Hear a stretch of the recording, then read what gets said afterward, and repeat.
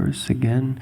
Tayor apyubayor madhye radhika sarvatadika mahabhava swarupeyam gunar ativariyasi. Of these two gopis, Radharani and Chandravali, Srimati Radharani is superior in all respects. She is the embodiment of Mahabhav, and she surpasses all in good qualities. Her mind, senses, and body are steeped in love for Krishna. She is Krishna's own energy, and she helps him in his pastimes.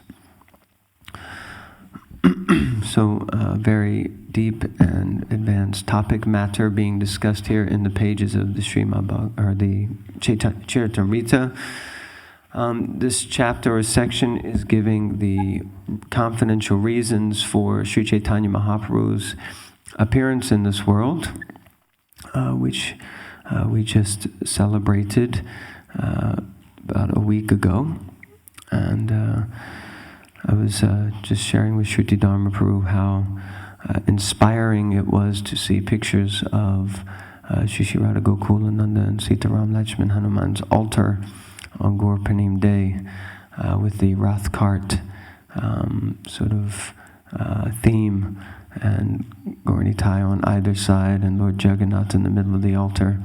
So it was very, very inspiring. So Sri Chaitanya Mahaprabhu, there are three internal reasons and three external reasons for the appearance of Sri Chaitanya Mahaprabhu.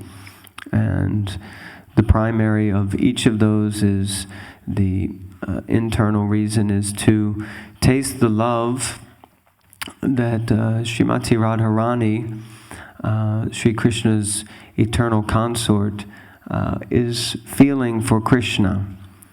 Because although Krishna is the all-attractive, but Srimati Radharani, as Prabhupada says in the purport here, she is the attraction for the all-attractive. And there is a couple of names that suit this attraction that Krishna and Radharani have for one another, or specifically how Srimati Radharani's beauty and sincere devotional mood and attitude is overpoweringly attractive to Krishna.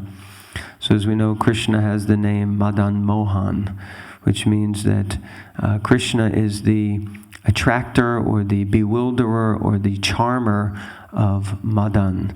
And Madan is Cupid.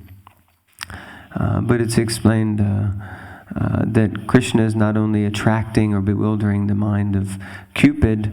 Of course, everyone here knows who Cupid is. Everyone is familiar with Cupid. You know, he's the little guy with the wings and the bow and arrow. He has these nice little arrows that when he fires them at you, you feel such incredible things within your body. You start to tingle all over, and you kind of want to giggle and laugh. Especially this time of year is a good year for Cupid. He's when the sun starts to come out and the flowers start to blossom, spring is in the air, then it's good season for Cupid. And he's looking for those worthwhile souls to fire his little arrows at. So Cupid is generally considered the enchanter of everyone, because by Cupid's little arrows, he's able to entice people to forget about everything. And sometimes people act far beyond the idea of normality once Cupid has charmed them.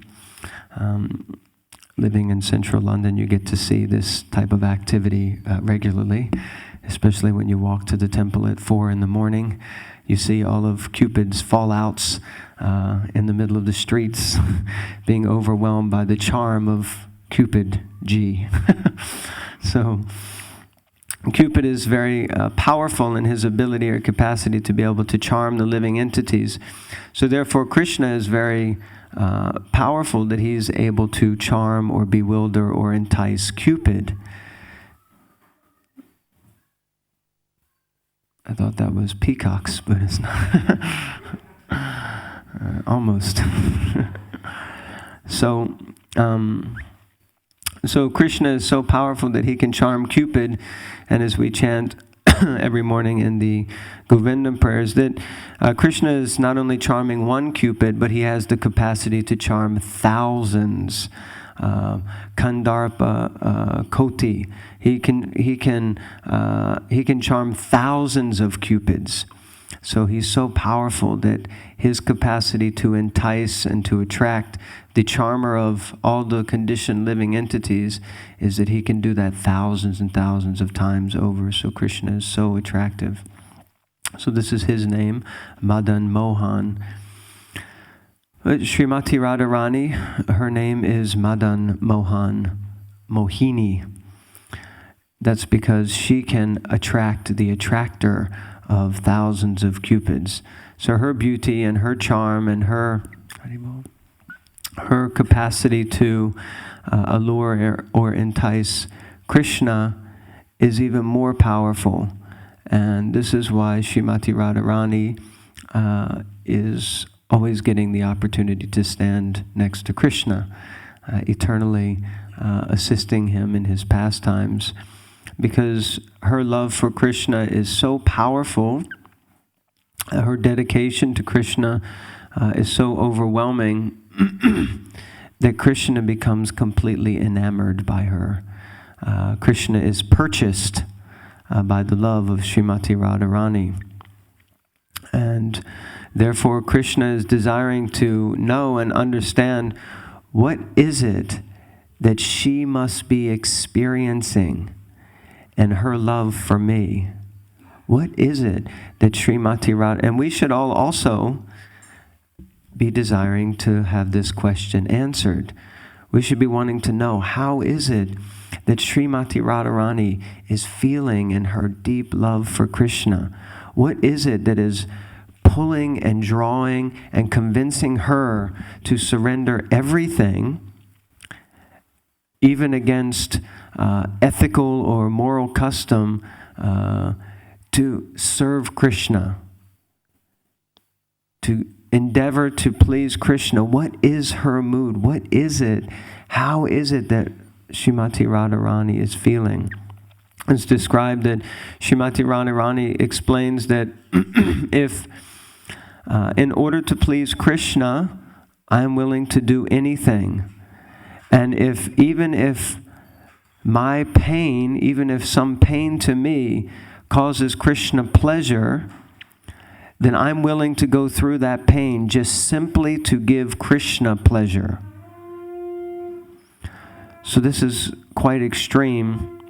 For most of us, to please someone else, we'll make some endeavors, but generally we'll only really make an effort or an endeavor if we're going to get something out of it. If we're really honest, often we're motivated somehow. Even Srila Prabhupada explained the topmost loving relationship, or the most unconditional loving relationship that can be seen in this material world, is a relationship between a mother and child. Because the mother is so apparently unconditionally giving everything, getting up at all hours, carrying this child around within her womb for 9 months, undergoing so much different difficulties and discomforts. And then once the child is born, basically being there at the beck and call of this child day in and day out. So this is an unconditional love. But even that, in some senses, is often, there's some motivation there. It's not on the purest platform. There's some desire to have the child love me, to get something back. Right? Isn't it? I've heard some parents describe how it's so difficult. Anyone who here who's a parent? Any parents? Okay, only a couple.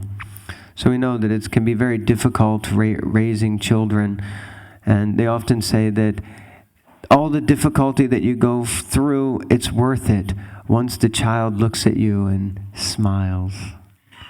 Or when the child is growing up and it says, Daddy. Oh.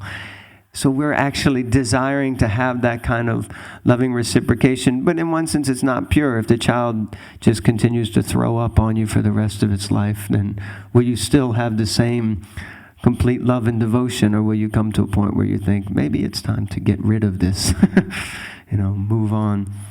But that sort of love is the only thing that we can understand in this world, the closest thing that we can understand to the unconditional love that Srimati Radharani has for Krishna. Now, Sri Chaitanya Mahaprabhu, he comes with the internal reason of wanting to understand this mood. This is Krishna, and he comes to Sri Chaitanya Mahaprabhu in order to understand this mood of Srimati Radharani. He wants to know, how is it that Srimati Radharani feels? What is that ecstasy? What is that love that she's feeling? And therefore, Sri Chaitanya Mahaprabhu, or rather Krishna, when he takes the form of Sri Chaitanya Mahaprabhu, he is with the complexion that is golden, the same as the hue of Srimati Radharani. And there's pastime that probably many of you may have heard of, how Krishna was preparing himself to make his appearance as Sri Chaitanya Mahaprabhu. So he was chanting, I think he was chanting the name Gauranga, and he was chanting Gauranga, Gauranga, Gauranga.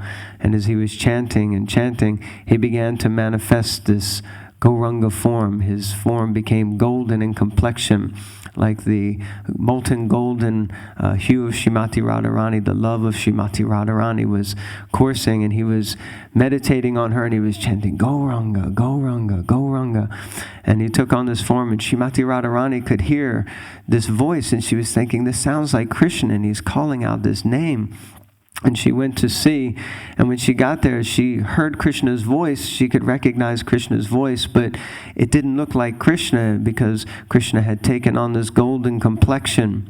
And Srimati Radharani was watching, and as Srimati Radharani came closer, Krishna could sense her presence. And donation, nice, that's very good. They're good chips. So Krishna, he came out of this Mahabhav, this high level of deep ecstasy, and he saw Srimati Radharani, and he took on his own form, his darkish complexion again. And Srimati Radharani said, Krishna, my dear Krishna, what happened? What was that form that you had taken on? What is this golden complexion? And Krishna began to explain that this is the form that I take on in Kali Yuga, when I make my appearance in the material world. And she said, well, what is the purpose of having this golden form? And he was explaining that actually I go to experience your love. And she was thinking, oh, well, that's very interesting. And he said, and not only will I experience your love, but I go to give your love freely to everyone. And Srimati Radharani was not very pleased with this. She thought, well, who are you to give my love to anyone? How dare you take my love and give it away freely to anyone?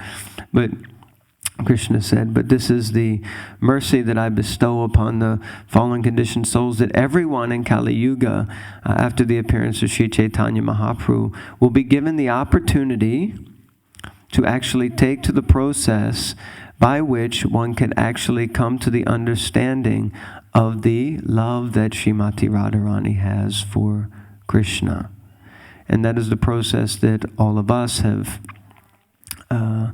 voluntarily taken up, which is the process of coming to the point of understanding the intense loving relationship that Srimati Radharani has for Krishna. And this relationship, as Srila Prabhupada is pointing out here, explicitly repeating again and again that Srimati Radharani's body is not material, her mind is not material, her senses are not material. In fact, she is of the same spiritual quality as Krishna. And more clearly defined, she is the personification of the Ladini Shakti. She is the origin of this pleasure-giving potency of Krishna, this internal energy of Krishna. So when Krishna wants to enjoy, he enjoys with Srimati Radharani. And she is the topmost of the gopis. And the Puranas, it's explained that actually there are 3 billion gopis.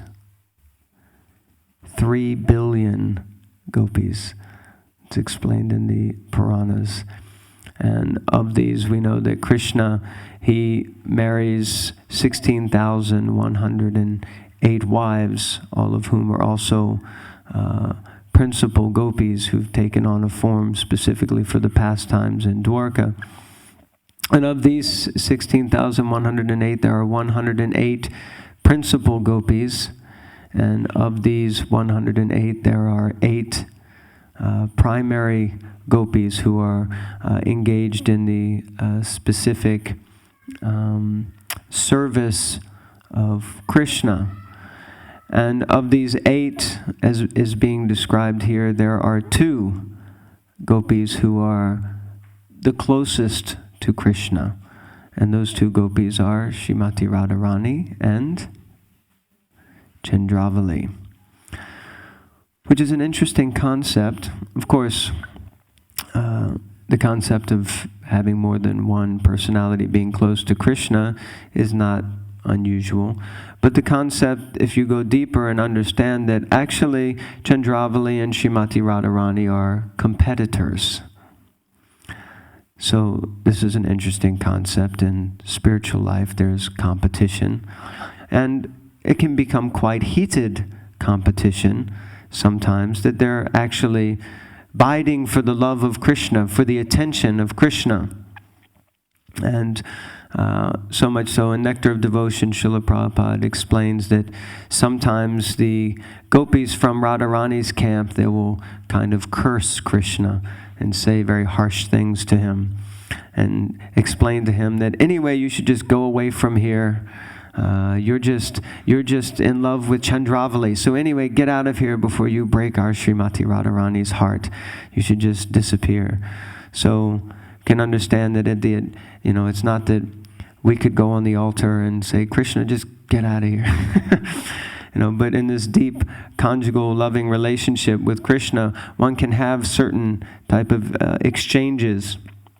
And in Chandravali's camp, actually it's also described there in the Nectar of Devotion, that this loving relationship, even though Chandravali may be present, but Krishna, his attention is always going to Srimati Radharani.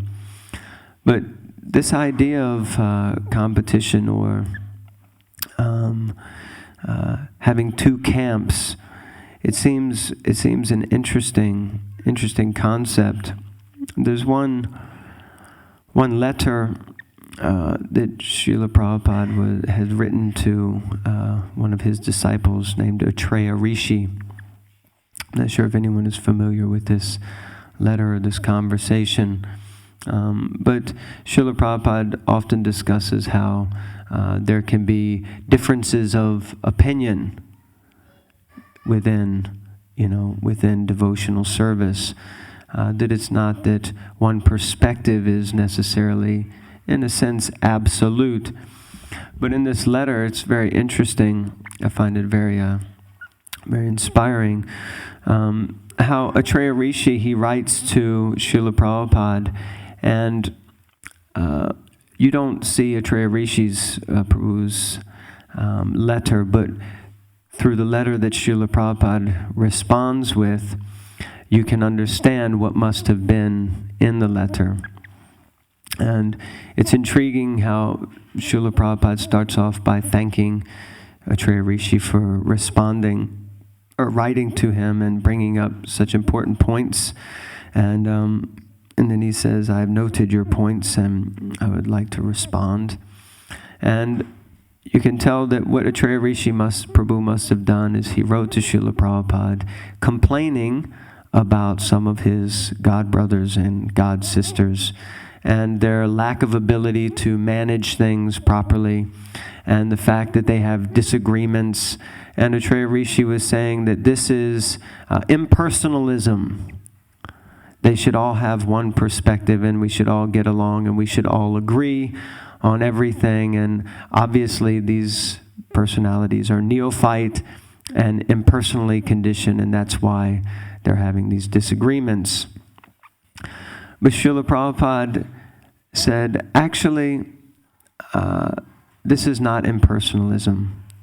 He said, one should be very clear that there is no utopia.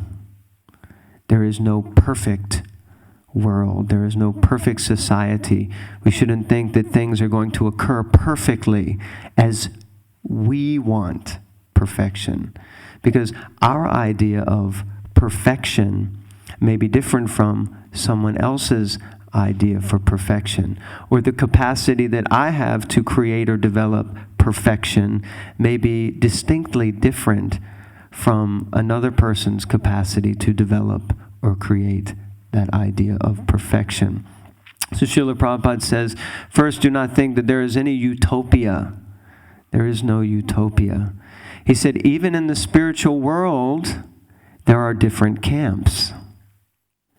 He said, and even in the spiritual world, there is not perfection as we understand perfection. And then he gave the example that even Krishna himself, he becomes bewildered. He becomes so bewildered by Srimati Radharani that when he goes to milk a cow, he makes a mistake and he begins to milk a bull. So he says that even Krishna is making mistakes. How can you say that that's perfect? Or is it not perfect? And then he said, and the gopis, they become so flustered that they're going to meet Krishna that they dress themselves in the way that it looks like 5 or 6-year-old girls have dressed themselves.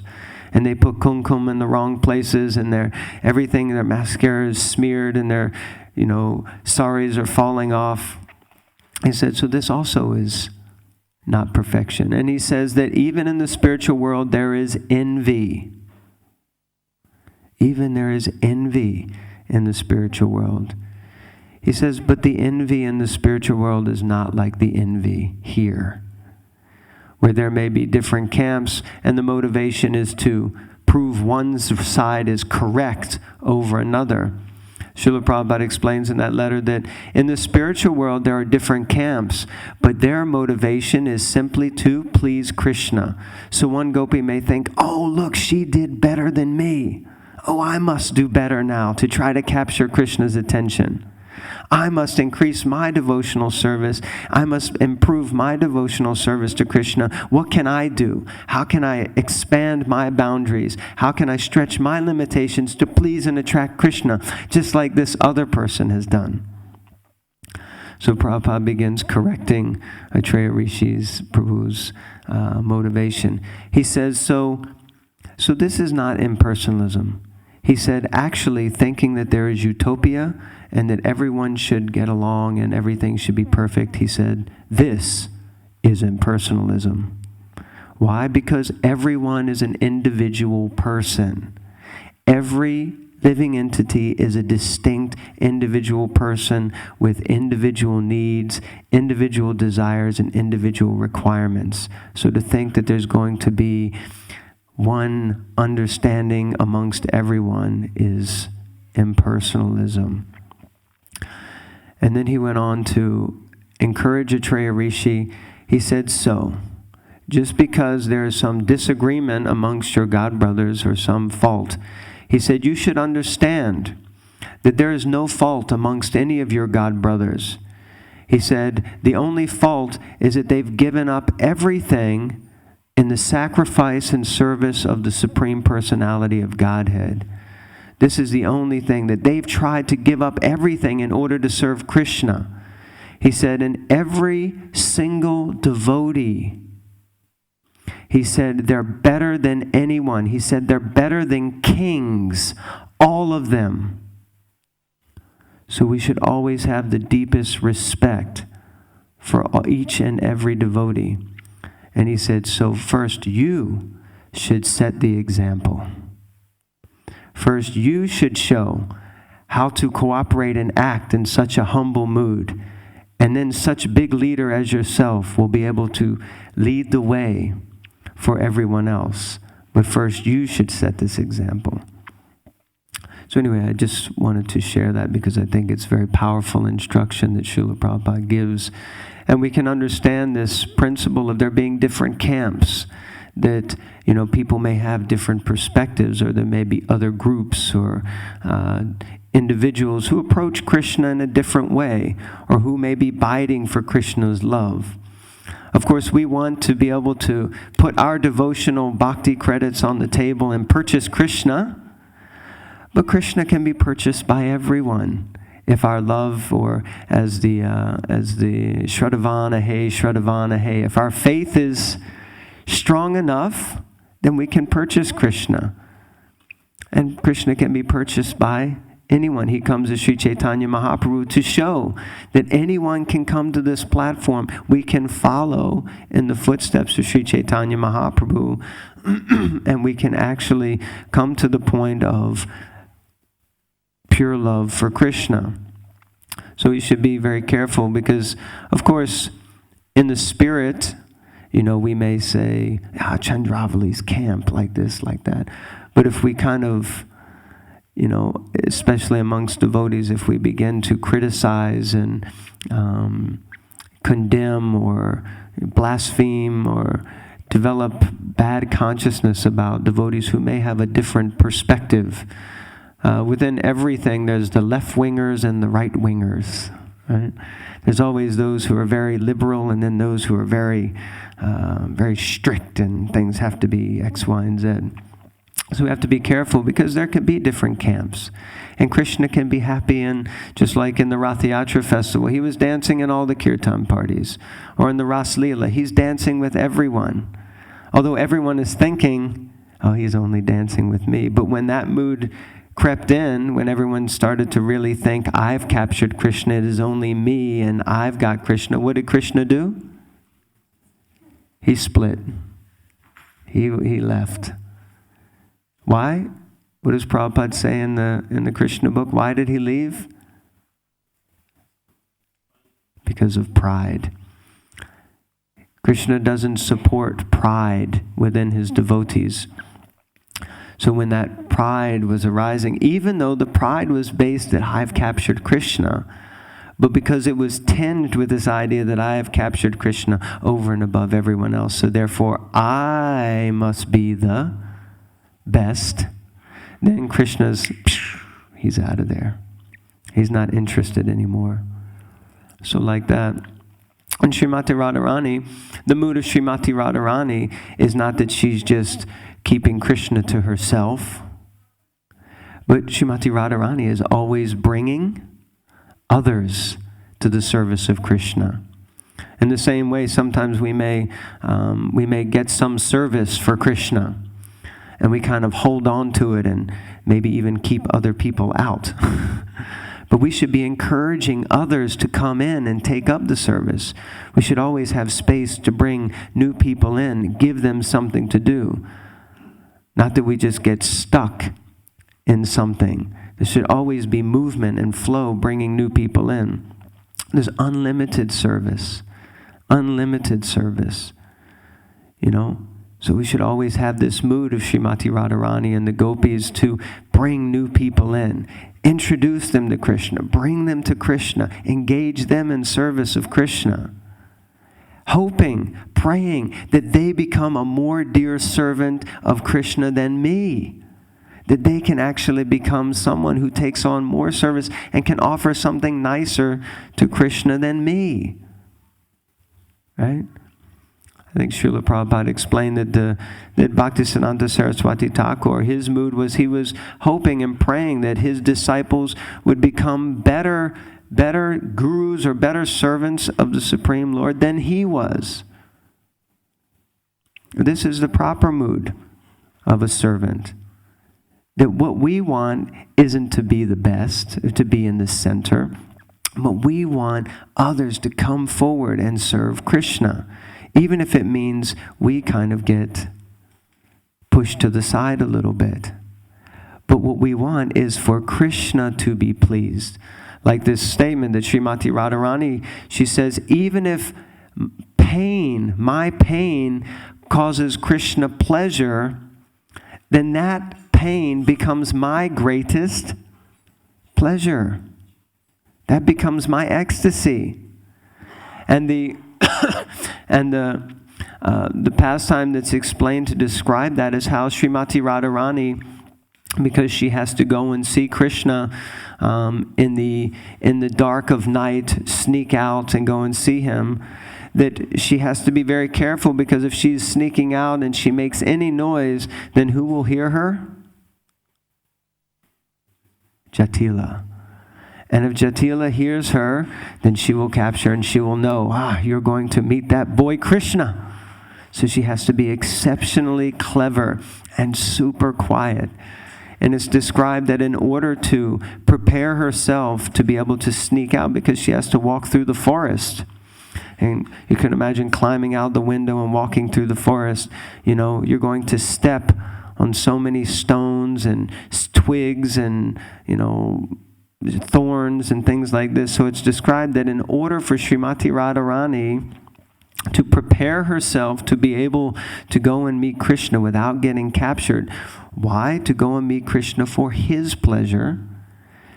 Then is described that she will lay down during the daytime. She will practice walking on the sharpest stones and sharpest twigs with thorns, and she'll walk back and forth on them, making her feet hard and calloused, so that when she sneaks out at night, if she steps on anything, she doesn't go, ah! So her feet become hard. The soft lotus feet of Srimati Radharani, she's making them hard, subjecting herself to pain and difficulty simply so that she can give pleasure to Krishna. Ashishava pararatam panoshtamam adarshanam amratam karotva yata tatava viratolam pato matprananas sa eva naparaha. That I know no one but Krishna as my Lord, and he shall remain so, even if he handles me roughly by his embrace. Now, it's not usually that Krishna himself is really trying to rough us up, but simply by our actions and activities, either previously or even in the process of devotional service, sometimes the reaction that comes means that it appears that Krishna is being rough or difficult with us. But the nature of the world that we live in is rough. Yesterday there was a protest march in central London, protesting all of the cuts and the ideas of the government, making so many people unemployed. Meanwhile, they're still giving, the CEOs of all the banks that are supposed to be broke, £1 million bonuses. So there was a protest. They say 100,000, 200, 250,000 people. Actually, it was huge numbers. And then after the protest, a couple of hundred people decided that they wanted to make it even more difficult. So they started vandalizing and smashing and burning and doing all kinds of crazy things, because people in this world, generally, they're not very happy. So any opportunity to vent that frustration and anger, it comes out, because the world is dukkaliyam shashvatam. Was it just the other day, there's, again, in Malaysia, I think, earthquakes. We just had the tsunami. People are rebelling in Middle Eastern countries. I mean, look what's going on in the world that we live in. People are not happy. People are being exposed to the sufferings of the threefold miseries. So if we're thinking that this world is going to be a place for us to enjoy, so it says, even if he handles me roughly by his embrace. So we may be thinking that everything should be wonderful because I'm chanting Hare Krishna, there won't be any difficulty. Well, think again. The world is a place of suffering. It's a prison house. The body is a torture chamber. And we're embodied.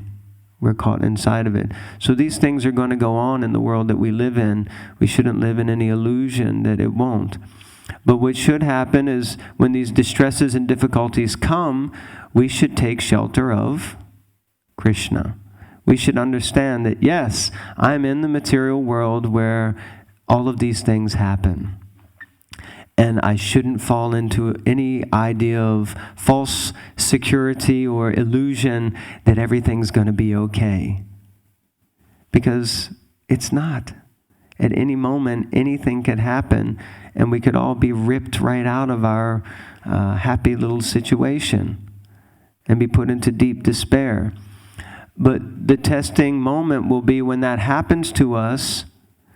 Do we condemn what's going on? Do we doubt? Or do we question? Or do we just understand, yep, I knew this was going to happen at some point. And we just reach out and take shelter of Krishna. Hare Krishna, Hare Krishna, Krishna Krishna, Hare Hare. Hare Rama, Rama Rama, Hare Hare. Srila Prabhupada explained that the safest place to be, well, they said if they drop bombs, Srila Prabhupada, what should we do? And Prabhupada said, chant Hare Krishna. Simple solution. The safest place to be is chanting the holy names. It's taking shelter of Krishna. This is what Srimati Radharani is teaching us. This is what Sri Chaitanya Mahaprabhu has come to teach us. This is why we've voluntarily taken up the process of devotional service. It's a process, Prabhupada explains. It's gradual, but it's certain. And it's a process of purification of the heart. It's a process of rectification and helping to lead us back to a proper consciousness in which we can serve the Supreme Personality of Godhead with a pure heart and with real love, like that. I think I'll stop here.